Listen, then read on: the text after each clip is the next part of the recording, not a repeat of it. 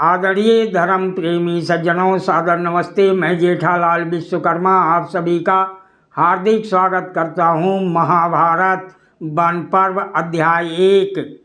महर्षि वैशंपायन जी महाराज जन्मेजय जी को महाभारत की कथा सुना रहे हैं।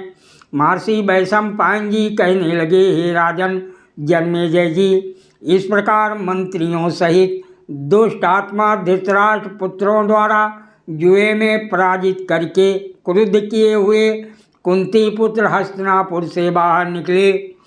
वर्धमानपुर की दिशा में स्थित नगर द्वार से निकलकर शस्त्रधारी पांडवों ने द्रौपदी के साथ उत्तराभिमुख होकर यात्रा आरंभ की। पांडवों के वनवास का अशुभ समाचार पाकर हस्तिनापुर के निवासी शोक पीड़ित एवं भय रहित हो एक दूसरे से मिलकर इस प्रकार कहने लगे। पूर्वासी बोले, अहो हमारा ये समस्त कुल, हम और हमारे घर अब सुरक्षित नहीं हैं, क्योंकि पापी दुर्योधन इस राज्य का शासन करना चाहता है। दुर्योधन गुरुजनों से द्वेष करने वाला, अर्थलोलुप, अभिमानी, नीच और स्वभाव से ही निर्दयी है। जहाँ दुर्योधन राजा है वहाँ की सारी पृथ्वी नहीं के बराबर है। अतः अच्छा यही है कि हम सब लोग वहीं चले जहाँ पांडव जा रहे हैं। पांडवगण दयालु, महात्मा, जितेंद्रिय, शत्रु विजयी, लज्जाशील, यशस्वी, धर्मात्मा और सदा चार परायण हैं। महर्षि वैशंपायन जी कहते हैं, हे राजन जन्मेजय जी, ऐसा कहकर वह पूर्वासी पांडवों के पास गए और उन कुंती तथा माद्री पुत्रों से मिलकर वह सबके सब हाथ जोड़कर इस प्रकार बोले, हे पांडवों, आपका कल्याण हो। आप हम सब दुखी लोगों को छोड़कर कहाँ जा रहे हैं? जहाँ आप जाएंगे वहीं हम भी आपके साथ चलेंगे। हे नरश्रेष्ठ पांडवों, शुभ एवं अशुभ आश्रय में रहने पर वहाँ का संसर्ग मनुष्यों में जैसे गुण दोषों की सृष्टि करता है, हम उनका वर्णन करते हैं, आप सुनिए। जैसे फूलों के संसर्ग में रहने पर उनकी सुगंध वस्त्र, जल, तिल और भूमि को सुवासित कर देती है, उसी प्रकार संसर्ग जनित गुण भी अपना प्रभाव डालते हैं। मूल मनुष्यों के साथ मेलजोल मोहजाल की उत्पत्ति का कारण होता है और साधु संतों का संग प्रतिदिन धर्म की प्राप्ति कराने वाला है।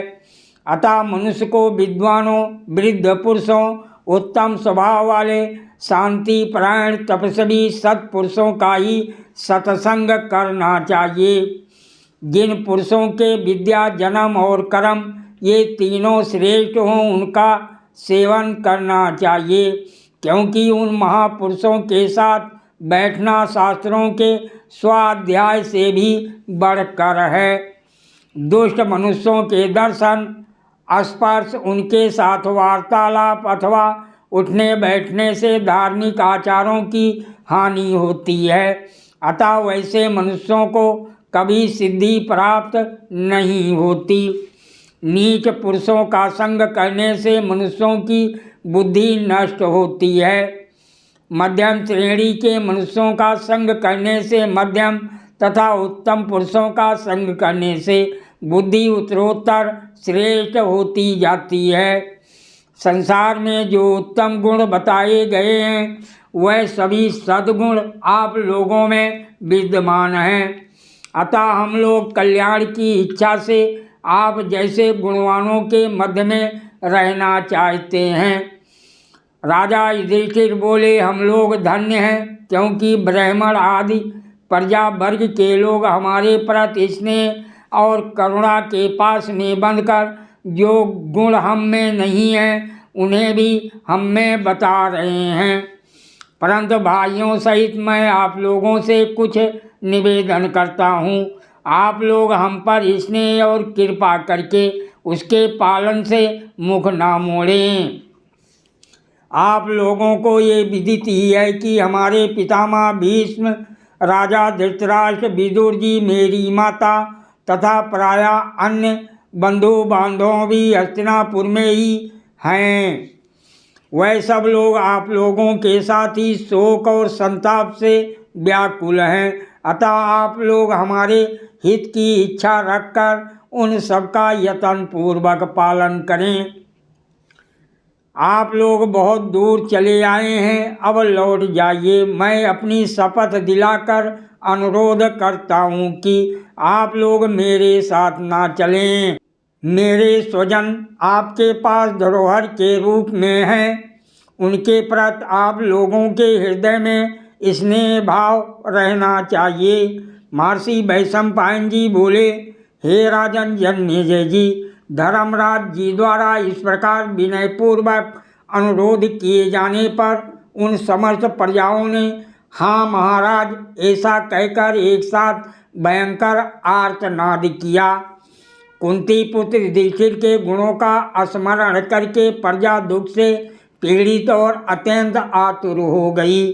उनकी पांडवों के साथ जाने की इच्छा पूर्ण न हो सकी। वह केवल उनसे मिलकर लौट आए।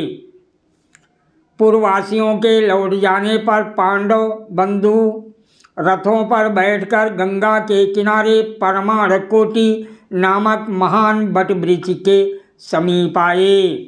संध्या होते होते उस बट के निकट पहुंचकर शूरवीर पांडवों ने पवित्र जल का स्पर्श, आचमन और संध्या बंदन आदि करके वो रात्रि वहीं व्यतीत की।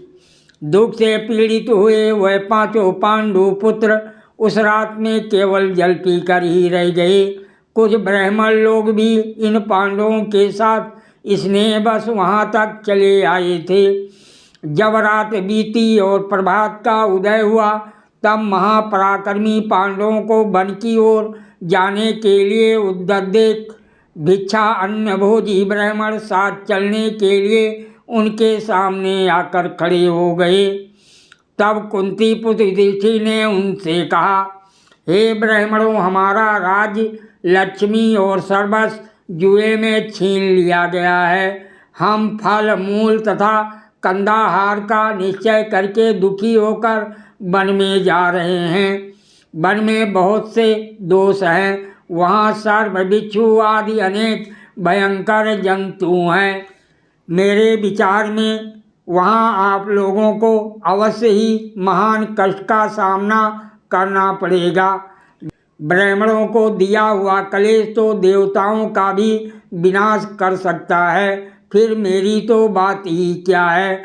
अतः हे ब्राह्मणों, आप यहाँ से अपने अभीष्ट स्थान को लौट जाइए।